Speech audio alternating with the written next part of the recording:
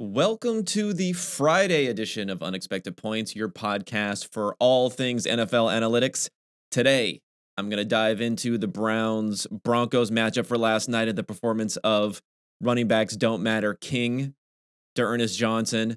We're going to preview the Week 7 slate, focusing specifically on a few best bets that I have for this weekend. And plus, I'm going to have some commentary on an enlightening ESPN Daily interview with Bob Voulgaris, who was the former director of quantitative R&D at the Dallas Mavericks. There's a lot to pick away from that interview when it comes to incentives, alignment, how these franchises work, and how nerds like Bob, myself, and a lot of you guys out there can be more effective within these organizations. All right, let's get to it.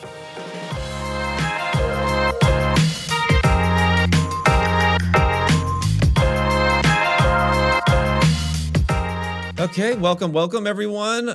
First, let's get into last night before we get into the other subjects. Before I get into anything, I'm just going to hit you really quickly.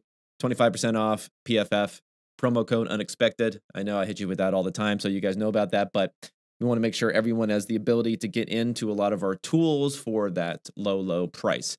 All right, so Thursday night football, as I mentioned, the big storyline, at least in my world, would be the performance of D'Ernest Johnson. He is their third string running back. Of course, the Cleveland Browns have the best duo and the best running game in the NFL right now at the top with Kareem Hunt, who was their kind of secondary running back, but a very, very capable running back, and Nick Chubb. So first, let's just, larger picture on the game. Okay. So 17-14, the Browns win. It was somewhat a tale of two halves. It was 10-0 at halftime. It felt like 30-0 almost at halftime. The line on this game was Browns minus 1.5. It came all the way down from 5.5. Now, how much of that was Baker being replaced by Case Keenum? I don't know. It seems like a lot. I think in our system, we have it somewhere around 2 points as a difference between those two quarterbacks. I know I heard a friend of the pod, Rufus Peabody of Massey Peabody Analytics, and the confirmed third best gambler in America. Sports bettor, I should say, in America. He thought it was somewhere around 1.5 points, so not a lot. So the fact that it moved 4 points here, I'm assuming there were other factors that played into this beyond just the injury and the fact that Baker wasn't playing. Maybe the running backs being outplayed into this. And again, we'll talk about how this was almost too good for running backs don't matter truthers like myself. I did not have a play on this, so this was not something that I felt like there was a good bet on, especially when Cleveland was much higher earlier in the week. I could see how some people bet on Cleveland here, and it looks like, they only won by 3 points, so therefore the 1.5 line, which it finished at, you could have lost some of the ones where you bet on earlier in the week when it was higher, and you would have won as it fell down lower. The reality is, this was solid. This was a solid play. This was a solid bet. Even at 5.5, they really should have covered that there. Now, again, my adjusted scores here would have had the Browns winning by about 6.5, 7 points on this one. Reason being that success rate plays a bigger factor than anything else here. The Browns had a 56% success rate during this game versus only 46 for the Broncos. And that Browns number, that 56% success rate, that's a big, big number. Now, it didn't translate into a ton of points. And if you look at their EPA per play, it was around 0.17 versus the Broncos at 0.1. And the reason it didn't translate into a lot of points for the Browns in particular, and even for the Broncos, is just a lack of big plays. Really were not a lot of big plays that happened in this game. And there were a lot of third down conversions for the Browns, but they needed all of those third down conversions, a lot of short third down conversions. There weren't a ton of huge conversions. Now, they did have the 4th and 3 conversion, which ended up being huge. I'll talk about some of the thinking behind that, some of the poor thinking behind that a little bit later in the wrap up of this game. To dig further into this, let's talk about D'Ernest Johnson. We have to talk about running backs don't matter here. Third string running back, of course.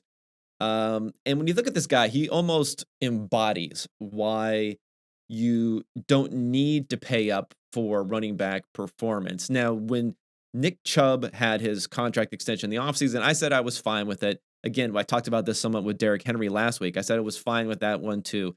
It's one of those things where if you want to be ideological about it and you want to truly, truly maximize value, I would not argue against those deals, right? I would not argue that it's wrong to say you should pass on those deals. I think it's closer to being right.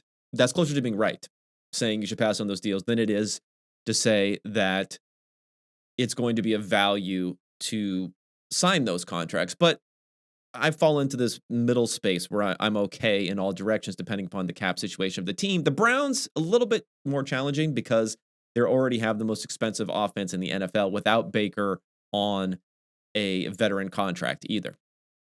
Okay, well, let's get into D'Ernest Johnson. So why does he embody running backs don't matter? 4.840 that he had coming out. The guy was not even an undrafted free agent signing coming out of college. He was invited to the Saints camp. This is an extremely productive running back in college also. He was invited to the Saints camp that year, never signed. The Saints rookie camp, never signed. He was a stud for the defunct AFF, which a lot of people may remember him from. And then he signed with the Browns in 2019. So his contract, and he doesn't get the vet minimum because he's new to the NFL. So his contract, 3 years, it'll expire after this year. So congratulations to him if he's going to parlay this week or two of production into some more money. 3 years, $600,000 per season. That's how much he's being paid right now versus Nick Chubb, who's up in the $13-14 million a year type of category. 146 yards on only 22 attempts, 6.6 yards per carry, 4 missed tackles on those 22 attempts. So that's pretty strong. It's around that 0.2-ish forced missed tackle rate, which is not at the top of the league, but is pretty high there. And again, that's an attribute that we're giving to the running back himself. But the more important stat, I think, when we're talking about how much value the running back is bringing in an offense like this, like the Browns, who have one of the best running offenses in the NFL, is the fact that he was getting 3.2 yards before contact. Now, he was adding an additional 3 yards after contact, 3.4 yards after contact, which is great. But still, he didn't have to break long runs because that Browns offensive front was dominating and he could get the 3.2 yards before even being touched. If you look at the team as a whole running the ball here, again, without their 2 stud running backs, they're 2 of the most important offensive players that they have, right? They had the highest rushing grade of the season in this game for us. They had their EPA per play, so their efficiency running the ball was a 90th percentile, was right in line with what they have done the rest of the season. So hitting all those different metrics. What they didn't have is they didn't have explosive runs in this game, meaning runs that went for 20, 30 yards, runs that went for long touchdowns, which you did often see with Nick Chubb and to a lesser degree with Kareem Hunt. So that could be the one differentiating factor that you don't get from a true replacement level running back like D'Ernest Johnson. But how important is that, right? When you're going to hope to get those explosive runs, but an explosive run is just going to happen much, much less often than an explosive passing play. If you think about D'Ernest Johnson, another interesting data point here is this is not totally an anomaly for him. He had 95 yards on 13 carries week 4 of last season playing against the turnstile of that year, Dallas Cowboys defensive front.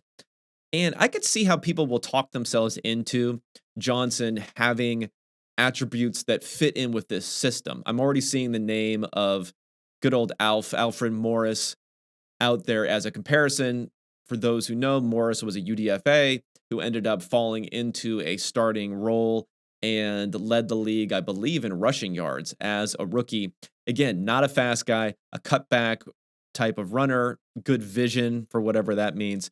But he was another undrafted free agent who ended up doing extremely well in this system.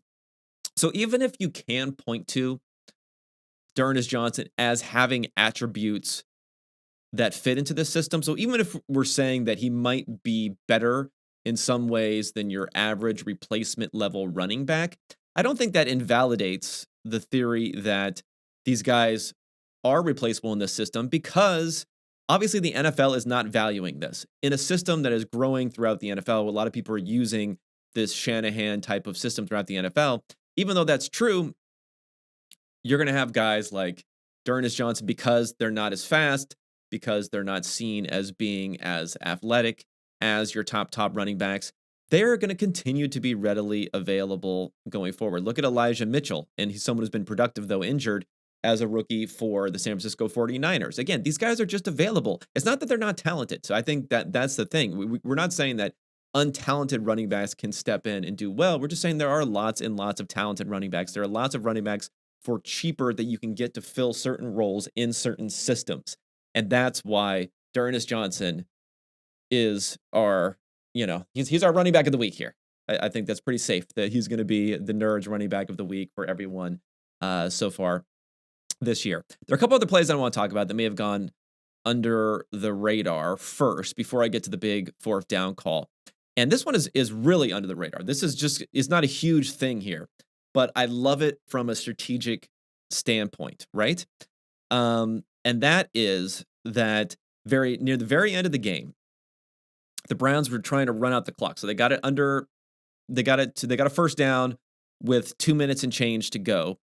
And they ran it down to the 2-minute warning on the first play. So then they ran the clock all the way down. They ran it again.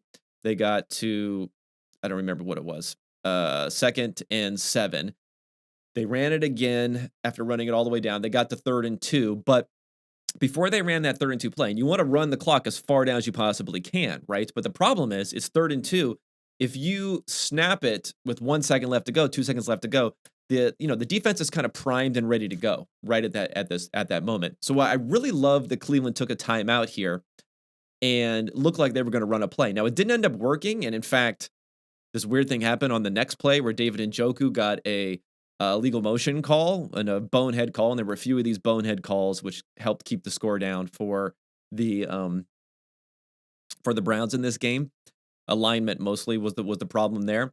But the reason I love this is that, number one, you maximize the time taken off the clock by calling the timeout. Number two, you get up there and maybe you get them to jump in that circumstance where they're looking to jump, right, with 1 or 2 seconds left on the clock. And then you get the first down there without even having to run a play.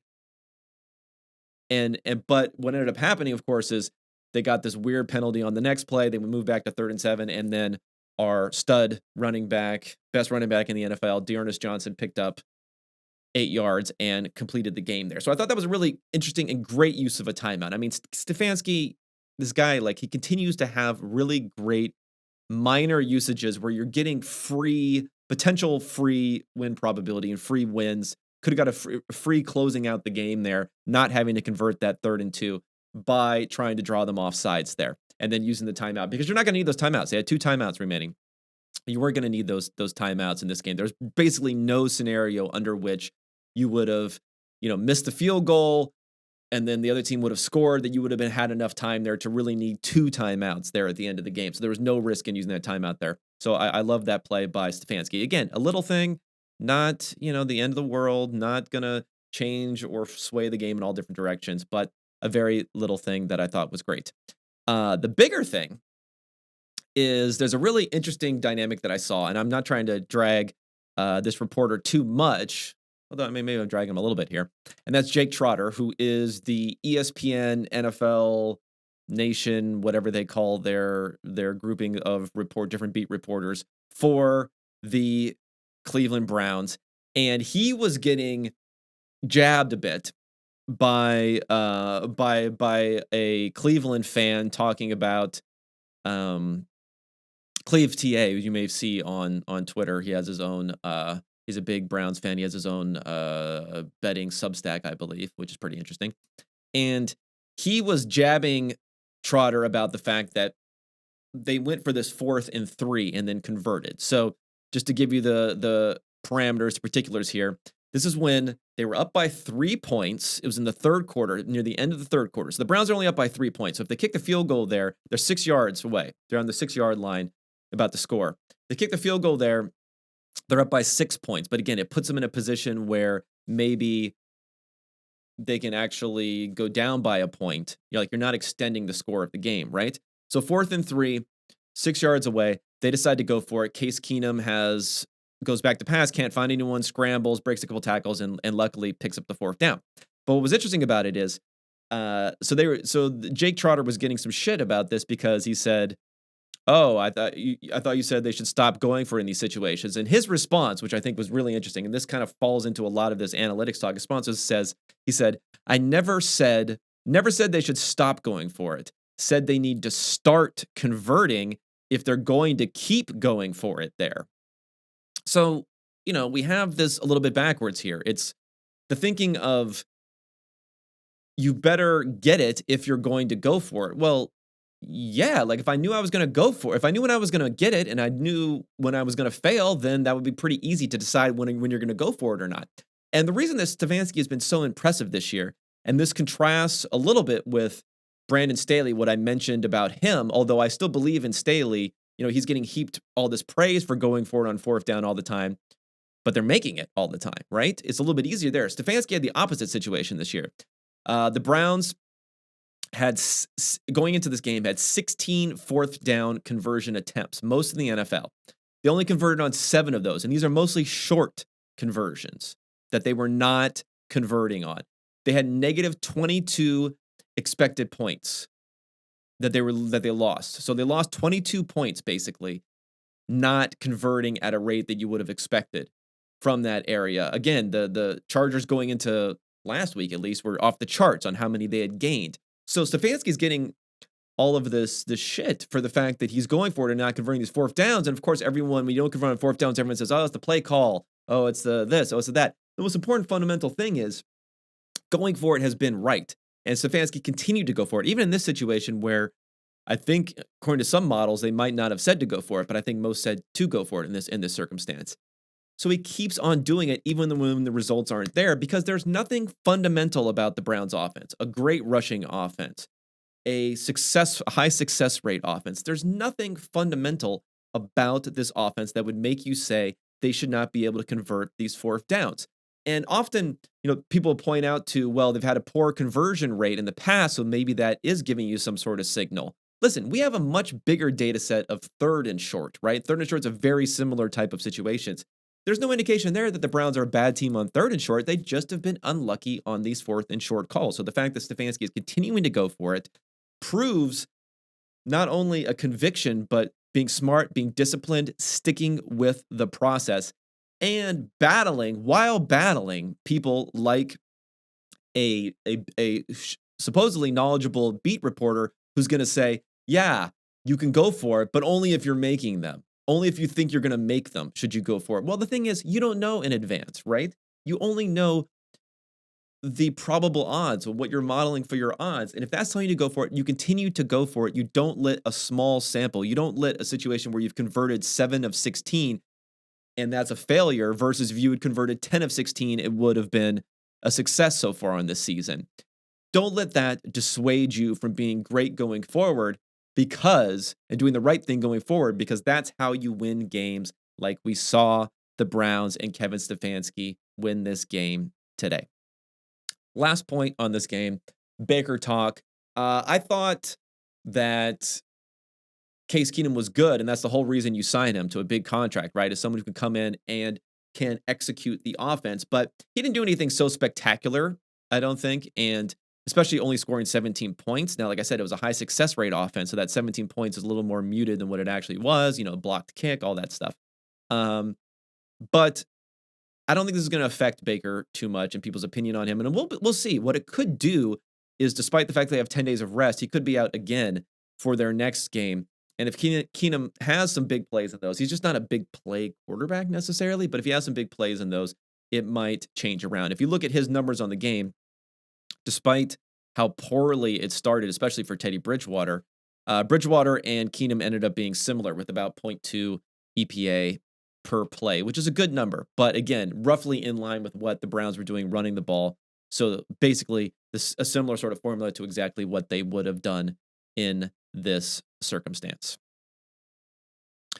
All right, let's talk about DraftKings before we get into the week and my best bets for the week. DraftKings, NFL fans are hungry for a big win this week. DraftKings Sportsbook, an official sports betting partner of the NFL, has you covered. New customers can bet just $5 on any NFL team to win their game. And if you do, you win $200 in free bets. Winner, winner, chicken dinner. It's that simple. If the sportsbook is not available yet in your state, DraftKings won't leave you empty-handed. Everyone can play for huge cash prize all season long with the DraftKings daily sports contests. Daily fantasy sports contest. DraftKings is giving all new customers a free shot at $1 million in total prizes with their first deposit. Download the DraftKings Sportsbook app now. Use promo code PFF. Bet just $5 on any NFL team to win their game and win $200 in free bets. If they win, you win. If they win, you win. With promo code PFF at DraftKings Sportsbook, an official sports betting partner of the NFL. Must be 21 or older, New Jersey, Indiana, or Pennsylvania only. New customers only. Minimum $5 deposit and $1 wagered. One per customer. Restrictions apply. See DraftKings.com/sportsbook for details. Gambling problem? Call 1-800-GAMBLER.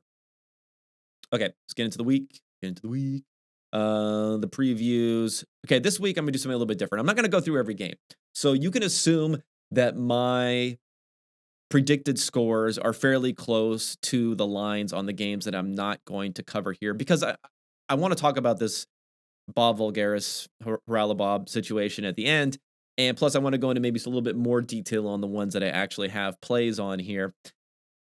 And sometimes I'm retreading themes that I went over as far as the previews talking about these teams. So I don't want to retread as much as you possibly can. Okay, so my morning best bet, and I like this one a lot, is in the Washington football team at Green Bay. Green Bay Packers are either 7.5 or 8.5 point favorite, depending upon where you look at it. I really try to get 8.5 here because I'm going with the Washington football team here. Plus 8.5 is the best bet. My numbers have this more of a 5.5 points is what the spread should be here. Okay, so for this game, this is really about what you think of the Green Bay Packers more than what you think of the Washington football team. The Washington football team is a below average team. I'm accepting that. Okay. I know there are lots of different ways for potential regression for them, and I'm going to talk about those ways, positive regression that they could find going into this game. But at a certain point, we get into, the boy who called regression. Every week you're like, oh, the Washington's going to regress, Washington's going to regress, Washington's going to regress, and it just hasn't been happening, really. Other than a lucky game against the Falcons where they ended up winning, even though my numbers would have said they were the worst team weeks ago. So it's not really as much about them, although it is a little bit about them, and I'll talk about it later. It's more about the Packers. Who are the Packers, right? They have had the 24th schedule as far as strength of schedule. So pretty easy, right? A top 10 schedule as far as how easy the schedule has been so far. They are 5-1. They only have an 8-point differential. So they're 5-1, but their point differential this season is only 8 points. If you look at the teams they played, it's, again, not a murderer's row here, right? The Saints, who destroyed them, who have been up and down at best. The Detroit Lions, who now are starting to look worse and worse as the season's going on. The San Francisco 49ers, who are somewhat questionable. The Pittsburgh Steelers, very up and down. Cincinnati Bengals, who have done well, don't get me wrong, but again, they had to barely win that game after a ton of different missed kicks, and I think the Bengals may be a little overhyped right now. And the Chicago Bears, who, decent team, but nothing great, right? Despite that schedule, very uninspiring schedule, only 8-point differential so far. Now, I'm not judging them only on that. Like, we only judged the Packers on how they performed this year. This line would be way, way lower than that, because they've been pretty average as a team despite being 5-1. But I'm not judging them just on that. We have a prior, not only on the team, but on Aaron Rodgers. We know that they've been injured, especially in the offensive line. David Bakhtiari could be back this year, which is going to be helpful. So we're giving them credit for being a better team than what they've shown us so far this year. But the thing is, when talking about Aaron Rodgers and what we should expect for him in this season, I don't think we can quickly say he's going to play like the MVP Aaron Rodgers that we saw last season. We got a little bit of a taste of that last week, but even then, there were some fits and starts, okay? There were some big plays. It wasn't necessarily as much of a high success rate offense as we saw the previous year. He's taken some sacks. He's done some other things that he wasn't doing as much in the past. He's starting to do that again. He's not playing as well under pressure. He played well under pressure last week, but he was not playing well under pressure previous weeks. A high sack rate when he's been pressured. So for that reason, we have to say, yes, Aaron Rodgers was the MVP last season. Yes, he's a great quarterback, but his efficiency, his EPA per play in 2019, he was 12th, and in 2018, he was 14th. Okay, so do I think he's a 12th or 14th type of quarterback? No.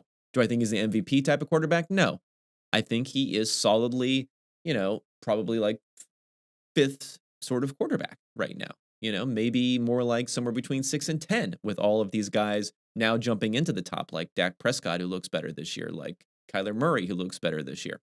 So there's a lot of different players who could be now above Aaron Rodgers, and I think it's fair to say he's somewhere between the starting to look diminished Aaron Rodgers, where he was in 2018 and 2019, and the MVP Aaron Rodgers in 2020, where everything went perfectly for them. And let's talk about the regression. I know, like I said, you don't want to be the boy who called regression for the Washington football team here, but there are a lot of avenues for positive regression here for the football team. First off, again, I said that Rodgers did not perform well under pressure this year until last week. The Washington football team, second in their pressure rate, second highest pressure. So they're getting a ton of pressure. They're 14th in fast pressure, so some of it has been delayed. So they're not necessarily the best at getting there super quickly.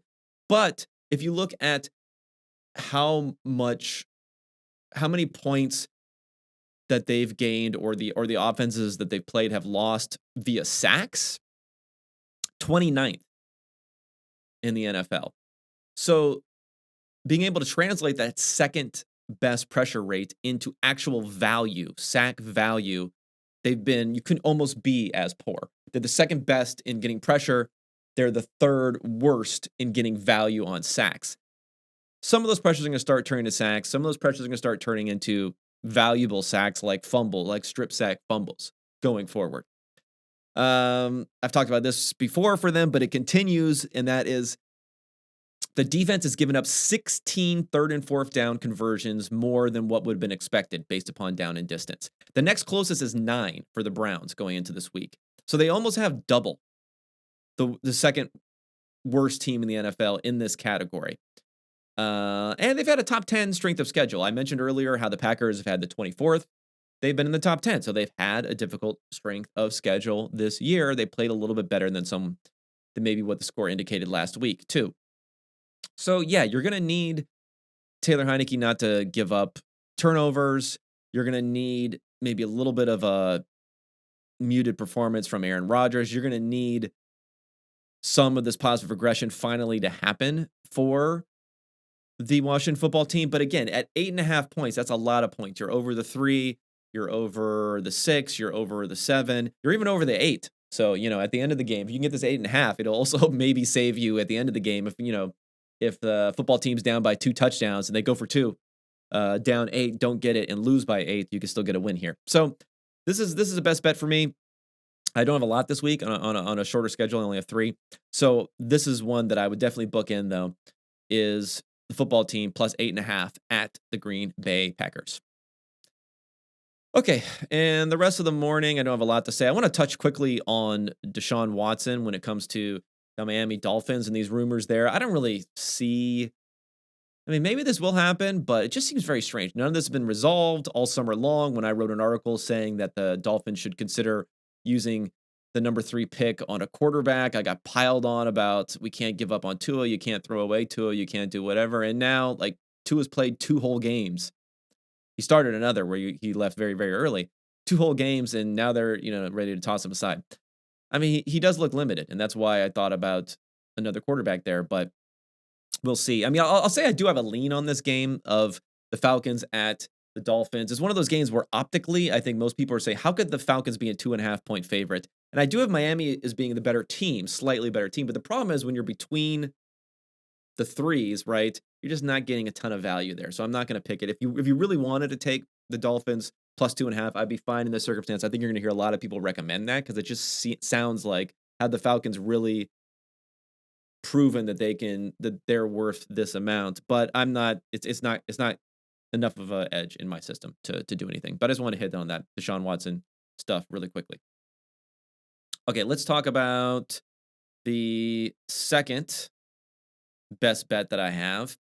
Okay, Chicago the game is Chicago at Tampa Bay. The Tampa Bay Buccaneers, 12.5-point favorites, 47 over under. My number has this more like 9. So the best bet here is the Chicago Bears plus 12.5. Why? Why would you do this? Well, this is really more about the Bears than it's about the Bucs. Yes, it's about the Bucs that, Richard Sherman's out. They have some guys returning. Well, I think Winfield Jr. is returning from his concussion, so they have some problems on the back end. I'll give you that. They've been playing extremely well offensively. I don't know. I think there's a little bit of a chance for that to regress a little bit here, hopefully, for the Bears. So some of that is about the Bucs, but most of this is about the Bears. And I might be a little bit too much on hashtag team film fitting a narrative here. Although my numbers are not on hashtag film, and they still point to Chicago here plus 12.5. But I thought Fields played pretty well last week. Now, his grade wasn't great. We had him graded in the 60s. He was not great for his passing grade. But that was highly influenced by 2 turnover-worthy plays that he had. One of them ended up being an interception. Both of them were 50 air yard throws that the one where it actually was intercepted, Fields, I believe, thought he had a free play and maybe should have had a free play. It looked like the defensive lineman at least moved, but maybe not over into the neutral zone. And another one, the defender couldn't get both feet in behind out the back of the end zone. So not ideal to throw those interceptions. The first one was on 3rd down also. Not an interception. Sorry, not ideal to throw those turnover-worthy plays. The first one being an interception, but we graded him kind of harshly on those, maybe a little more harshly than he deserved. And another thing about Fields, not even looking at the results necessarily, but looking at the team and how they used him, their passing rate under expectation was only 5% under expectation that game versus it had been in the 10-15% range. It had been massive in the earlier games. So they let Fields play a little bit more, and I thought he acquitted himself very well. He was throwing the ball down the field very, very well. He's going to have to do that in this game. You cannot run against the Buccaneers. No teams do. Teams are passing at a rate of 10% above expectation against the Buccaneers this year. So this is a game where Fields is going to have to pass, and I thought that he displayed that. Although there is some chance that this will just be a poor matchup generally because if they make Fields throw a lot, he could be under pressure a lot. I mean, he has taken a lot of sacks, so I'll give you that. He has a 13% sack rate, which is near the end of the top of the NFL, but at least he's mitigating that sack rate a little bit by the fact that he's scrambling more often. I think he scrambled 5 times last week. He picked up some first downs. He's been quick and decisive in those scrambles, in my opinion, from what I saw. So that's going to be another key is getting out there and scrambling to mitigate some of the decision-making that needs to happen with a pass rush that's going to be significant for the Bucs, right? Because they're not going to be able to run the ball. One other thing that I'll mention here is that the positively graded plays were pretty high for Fields. Again, in a game last week where he was throwing the ball a lot, he had about a 30% positively graded play rate on his dropbacks. And if you look at that versus, what does that mean, right? Lamar Jackson leads the NFL at 31% this year. So we had an NFL leading type of performance, which is masked by a couple of these turnover-worthy plays, which I do not think were actually that bad, and was masked by the fact that they lost the game. But he had a solid performance, and I feel good about him going forward, his ability to, take a sack sometimes, because a lot of these sacks he was taking were on 3rd and very long. Take a sack sometimes, but also scramble and use his legs, which he's going to need here. And 12.5 is just a ton of points against any team. And I love the Bucs. I have them as the highest rated team, the highest strength team in the NFL. So even having them as the highest strength team in the NFL, I just do not see that amount playing at home. They could pile it on. It could be a perfect matchup with bringing pressure against Fields, who ends up looking lost. That could definitely happen. But I have some faith in how Fields looked last week. If they use max protection for him to potentially throw the ball down the field, which is good, stretch things out a bit, and then also use his legs to scramble. Okay, before I get into the last of The best bets here, let's talk about Western and Southern. Whether it's football success or financial savvy, the right questions help set the stage for winning strategies. Western and Southern is teaming up with PFF's own Chris Collinsworth to share insights that can help put you ahead on both your fantasy and financial scoreboards. Want to hear about Chris's old playing days or behind the scenes with Al on Monday Night Football? How about a need to know for your financial future? Now you can ask either or both, and every football or financial question you ask earns you a chance to win a catered party for February's big game. Check out the Chris Collinsworth podcast and Western and Southern's Instagram for answers to the best questions each week. Submit your questions at westernandsouthern.com/ask Chris, and that's CRIS, Chris. One more time, that is westernandsouthern.com/ask Chris. If you're watching on the YouTube, check out the link in the description below. Remember, with Western and Southern, you can rest assured on game day. Okay, the last best bet here for me, and this is one that's a little bit too popular. I've heard other people talking about it, so that makes me nervous immediately. Fade the noise, fade the crowd. But I got to go with the numbers here. I'm a cold-hearted spreadsheet robot, and I must go with the numbers. And it is the Colts at the San Francisco 49ers. -4 is the spread for San Francisco 49ers. It's a 44 total. I have this as more being 1. So slightly favoring San Francisco. So I'm going to make the Indianapolis Colts +4 a best bet. Now, there are some factors in here which play into that one number. So I am accounting for these things. Don't think I'm not accounting for these things. Number 1, Colts, you got to travel. Big travel that's going into it. Number 2, 49ers, they had the week off. Were coming off of a bye. Jimmy Garoppolo's back in. It seems like all that stuff's played in. All this stuff's put into the system. T.Y. Hilton being 50-50 could be a bigger deal than some people think. I don't know if there's been an update. By the time you listen to this on Friday, there may be an update. I'd look out for that.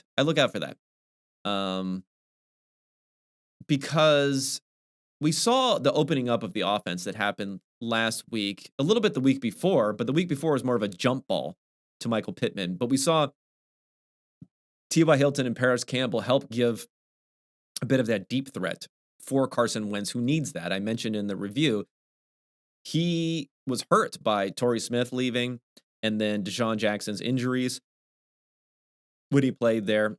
Carson Wentz is starting to make some big-time throws. He has 7 big-time throws over the last 3 weeks, only 1 turnover-worthy play, where he only had a few big-time throws. He only had, I think, 3 big-time throws in the first 3 weeks combined. So he's starting to make those big plays, but he needs that deep threat. And Hilton said he's 50-50 is the last thing I heard. Hopefully he'll play. That's somewhat of a big factor because they don't have that field stretcher guy without him. There's a funny thing that happened this week. This is more of a Twitter thing than anything else, but I sent out a tweet, which I knew would be a little bit provocative, which said that Carson Wentz had the 11th highest PFF passing grade this year ahead of Stafford, Mahomes, and Josh Allen. So, of course, some people picked up on it. I think it was probably more Bills Mafia than anyone else. And then what's good about my Twitter is I have the people who don't follow me muted, so I don't get notifications for every idiot. No offense. Actually, no offense. Who is tweeting at me. So I didn't even see that this thing was getting dunked on by a lot of people. But anyway, let's give Wentz some credit, okay? Right? He has been playing well. Last 3 weeks, he's first in yards per attempt. He's near the top in big-time throws. He only has 1 turnover-worthy play. He hasn't been taking as many sacks, but his sack rate is still a little bit higher. So this kind of gives you a perspective on why Wentz's grade is so good. So I do think he's probably a little bit overstated where he is right now in our grades. 1, doesn't have a lot of turnover throws this year, which helps. 2, he has a fairly high sack rate of 8%, but we don't ding him that much for that. And, he's turning on these big-time throws. So that's all put him forward here. Now, I think from a matchup perspective, the Colts' run defense has been really strong. Best defense in the NFL as far as their success rate and efficiency that they're giving up, even when we make some adjustments for opponents. Which remember, they played the Ravens, they played others, they shut down the Ravens' running attack in that game, but Lamar Jackson went ham on them. So in this game, if they can shut down the running attack, and then we have Jimmy G coming back in here off of an injury, they can maybe force him into some mistakes. So I think this is going to really be a play where if Carson Wentz can continue to not turn the ball over, that's what he's been so good at this year, 1 turnover-worthy play, no turnovers so far this year. They're going to get, I think, a turnover from Jimmy G in this game, especially if they can stop the run. So again, the three main keys here looking into this before maybe you click the button to bet on this one is T.Y. Hilton. Is he going to play or not? What do we hear about on Friday? His chances there. And also in the actual game itself, look for a turnover. Look for the Colts defense to stop the running game for the 49ers. And I think that'll really play well into Indianapolis, where again, I don't have them as being the better team, but when we get 4 points, that's a huge to get over 3 points. Getting 4 points is really huge for this play, this best bet. Okay, before we get to my last segment here on structure and the franchise management that I'm getting from this very interesting Bob Voulgaris interview, I want to hit about Manscaped, the last sponsor here. It's football season. You know what that means. We're going for 2 here with the sponsors of today's show, Manscaped. Join the 2 million men worldwide who trust Manscaped by using code PFF at manscaped.com for 20% off and free shipping. The brand new Lawnmower 4.0. This 4th generation trimmer features a cutting edge ceramic blade to reduce grooming accidents thanks to their advanced skin safe technology. 7,000 RPM motor, 4,000K LED spotlight, waterproof, everything you could possibly want here. Get 20% off, free shipping with code PFF at manscaped.com. That's 20% off with free shipping at manscaped.com. Use code PFF. All right, so this Bob Voulgaris interview, for those who did not listen to it, it was on the ESPN Daily. Look for the Twitter feed of Pablo Torre, and others have been sharing it. I shared it myself. I love Pablo, and I think he's probably a friendly interview for Bob, so that's why he decided to do it there. For those who don't know about Bob, he has a lot of Twitter followers because of the fact that he's a pretty well-known sports bettor within the NBA specifically. He's been good at finding trend analysis. He's also a poker player type of guy. He's definitely an analytics, a numbers guy. He says in this interview that he had been consulting. Cuban asked him to do some consulting, and he was interested in it because he kind of got bored with the grind of betting. And he didn't say this, but I assume in his case, like most bettors' case, almost any bettor's case that you'll talk to, things have gotten more difficult also. As more and more smart people, quantitative people have gotten into sports betting, the books have gotten smarter, setting their lines and whatnot. So that's probably part of it too. There's probably a little less of an ROI than there was in the past. So he took up this opportunity to do some consulting. I believe he said he'd been doing it for a couple of years before he formally came on as the director of quantitative research and development for the Dallas Mavericks. Okay, so what was interesting about this, and I'm going to get a little bit less into the he said, she said sort of thing. There was an Athletic article that came out a number of months ago where clearly it looked like the general manager, Donnie Nelson, son of famous Hall of Fame coach, I believe Hall of Fame coach. I might be overstating myself, but I believe should be Hall of Fame coach, Don Nelson. And he seemed like he was kind of probably the source, or people friendly with him for his source for a lot of things, because the power struggle seems to be between Bob Voulgaris, and Donnie Nelson and the traditional guys there. And to a lesser degree, Rick Carlisle, who was the, I believe, also Hall of Fame here too, head coach for the organization, right? It seemed like Carlisle and Bob got along okay. It was probably more on the Donnie Nelson side of things. So there's a lot of disputing the particulars of, did this conversation happen? Did that conversation happen? Were you dictating lineups? Were you dictating who was being traded or not? All this stuff. Like, I'm not interested in that sort of stuff. He said, she said. What I am interested in is how this dysfunction that was happening within the organization, how it was really an inevitability if you think about how this and many teams are structured. And this is going to go beyond the NBA. This goes into the NFL also.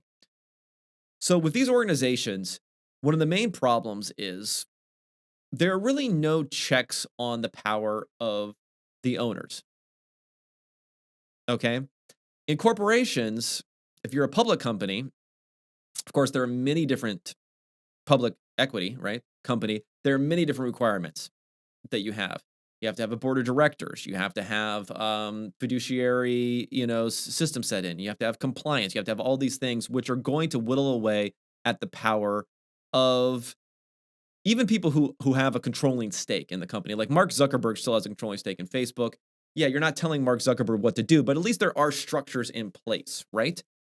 To mitigate some of his power, especially even if he still has the power, he at least has to contemplate what he's doing a little bit more because of these reasons, or there are people that he has to, there's a formalized system for who has his ear, who's giving him advice, things like that. Even smaller companies, even private companies, as long as they're raising debt, especially in a public market, if they're raising debt. So even if they'd have private, their equity is not owned. If they're raising debt, or even if for banks, if they're borrowing money from banks, because companies are not running on their own cash, right? You don't want to have all this cash on hand. Everyone has a revolver or some sort of bank loans that they're getting. Even they are forced through that process to have some sort of checks and balance on what they're doing. Teams don't have that. Even if teams have loans, they're not going to have that, because checks and balances on how they're operating as a basketball team is secondary. Like, the banks don't care about how they're operating as a basketball team. They care about getting their money back. So they care about the finances of the team generally. So it's a whole separate entity. So within the actual basketball operations or football operations of a team, there are not these systems of checks and balances, or especially checks on the owner's power. Now, because of that, it becomes a situation with whoever has the owner's ear has the power to not be fired, has the power to make decisions. And in this situation, from how it was described by Bob and even how it was described by the sources in the Athletic article, it sounded very clearly like Bob came in as an outsider. He didn't ingratiate himself to people like Donnie Nelson. He was told by Mark Cuban, I want you to mix things up a bit, according to him. But when that happens, if Donnie Nelson sees that Bob has the ear of Mark Cuban, because of the fact that there are no structures in place for him to push back against that, because there is no consensus, because there is no like board or something that Cuban's consulting with, that's also informing Cuban as part of this formalized process, or all these conversations going on probably behind people's backs and whatnot, he's going to feel threatened and he's going to work against them. And that's when you're going to have these toxic conflicts in here, right?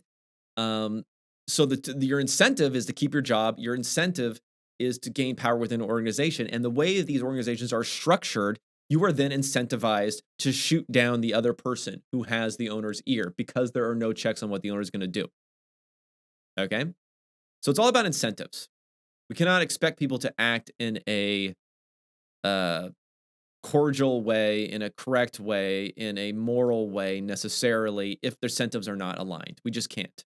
So we want to always align incentives. You cannot rely upon the goodness of people to work in this collegial way.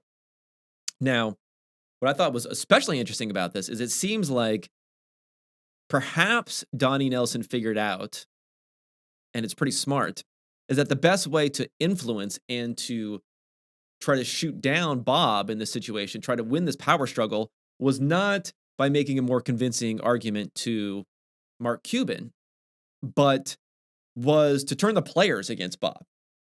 To turn the players against Bob Voulgaris as the nerd guy from the outside. Bob was mentioning often how the players are assuming that he's the one who's keeping them out of the lineup. He's the one who's saying they should be traded. He's the one who's saying they shouldn't have been drafted. Luka Doncic, in particular, having problems with Bob, where he says he didn't know where it was coming from. He was never telling, Luka anything negative or felt anything negative about Luka. The reason he wanted to work there is because he wanted to work with Luka. But the fact that Luka was turned against him is extremely important, because, especially in the NBA, these guys have the most power of anyone, these players, right?